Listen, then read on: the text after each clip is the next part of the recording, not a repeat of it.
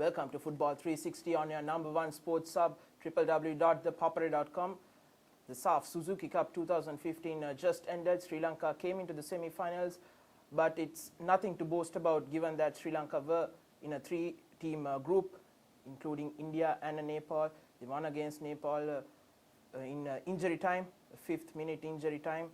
Goal scored by Rifnas gave them the opportunity. They lost to India 2-0, but in the final match, India against Nepal, India won against them.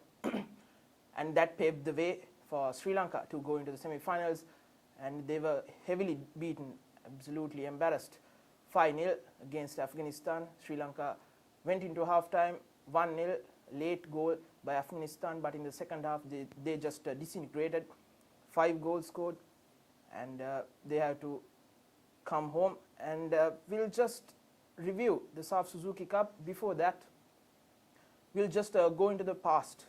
Back to 2013, the last time the SAFF Suzuki Cup was held, and in that first match, Sri Lanka lost 10-0 against Maldives. That was a real embarrassment. And the next match, they lost against Afghanistan, the eventual champions, 3-1, and won against Bhutan.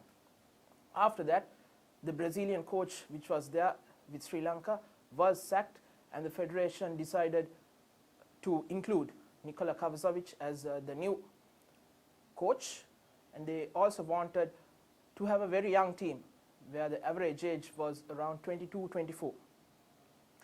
And they talked about a long-term plan, and Sri Lanka had a couple of friendlies against Seychelles. They won one and drawn the next one, and a couple of matches against Bangladesh, and also they played in the Bangabandhu Gold Cup, which was not that satisfying.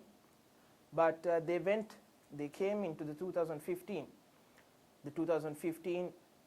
match that was against Bhutan for the 2018 World Cup qualifier. They lost the first match, quite surprisingly, against the last ranked team in the world, 1-0 at home, and away they lost 2-1, which didn't put well with the federation, and they sacked Nikola Kavazovic as well.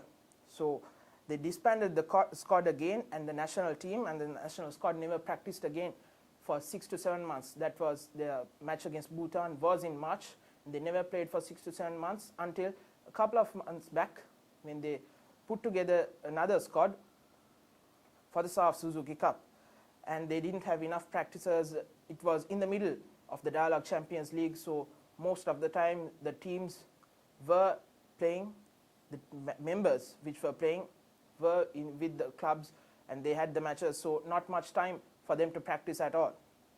So come the SAFF Suzuki Cup, it was a very defensive side, which was acceptable given that they didn't have much time to practice. But going forward, when they had the ball, they didn't have much time to put together a few passes. They weren't that good, and in attack they were quite miserable. But the good thing for them is that they brought in Sanka Danushka, Mohammad Izzadin and Dumidu Hettiarachchi to add some experience to this very young squad. And in those matches, Sujan Pereira, the Sri Lanka goalkeeper's performance was exceptional against Nepal. He was the main man that kept the score at 0-0 until that Rifnas goal, and even against India. India could have scored 4 or 5 goals, but they ended up just with 2 goals thanks to Sujan Pereira, and against Afghanistan as well. It would have been another 10-0 against Afghanistan if not for Sujan Pereira. So his performance was the only positive sign coming back from the SAFF Suzuki Cup. And most intriguing is that some of the players weren't there for many positions, especially at the right back and left back positions. In the first match, it was Sajid Kumara, who was playing at left back, who normally plays for Army as a striker on the left. Even though Sajid Kumara played 1 or 2 seasons at the start of his career at left back, for the last 2 seasons he was playing at left midfield. And at right back it was Chalana Chamira, who only plays at left midfield for Navy. So it's a totally different positional changes for Chalana Chamira, and especially Chamira was quite miserable in that first 2 games He was caught out of position most of the times, and that didn't really sit well with the team, even though they were defending in numbers in midfield, and they helped along really well. And also Captain Nalak Roshan, who was appointed, Chaturanga Sanjeev was sacked as the captain, and he also was not playing regularly. He was also out of form, and again, as I was saying, no real vision when in attack, and struggled put together a few decent passes. The Sri Lanka side lacked energy in the second half, almost all 3 games, against Nepal, against India, and against Afghanistan. They didn't have much to do against Nepal because they were defending in numbers like they did against India and Afghanistan, but India and Afghanistan are far more superior sides. You need fitness. Even though you come up with a defensive plan, your fitness needs to be there, because when you don't have the ball, your energy drains out quickly, because the other team, you have to chase down the other team, chase down the balls, and which Sri Lanka struggled towards the end of both the matches, where India scored 2 goals in the second half, Afghanistan scored 4 goals. Like I was saying, only the positives, the only positive coming out from that was the performance of Sujan Perera, who kept Sri Lanka in the game most of the time. And now looking back at the future, Sri Lanka would be going to the Bangabandhu Gold Cup on the 8th of January, where the tournament would be starting. And looking at the future of Sri Lanka football, Sri Lanka, the national football team, the Football Federation needs to have a proper short-term and long-term plan, which they are willing to stick to it and see through it without starting regularly, because they started one in 2013 and they didn't stick to it for much longer. And that is a real worry, because 2013 they said by 2015 they were going to come into a certain place, and in those 2 years it didn't happen much.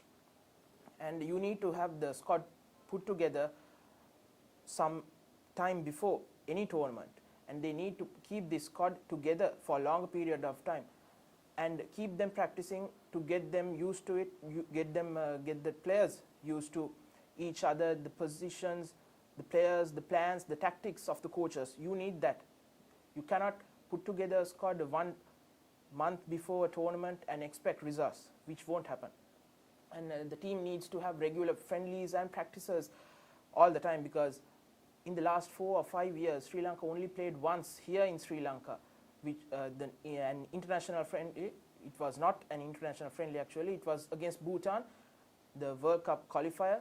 That was only one match played here in Sri Lanka, a national match, in the last 4 or 5 years. So that's a staggering stat. And also, the Football Federation needs to be more transparent with what they do.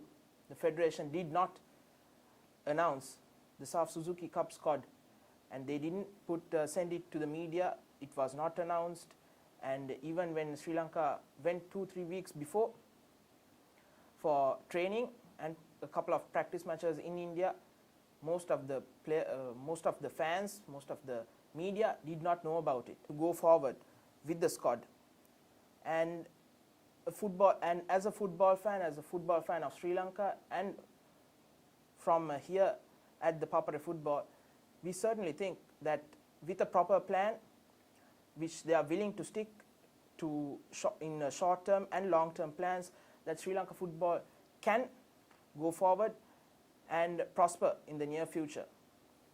This is me, Navod Vijay Vikrama, signing off for ThePapare.com, sharing the passion.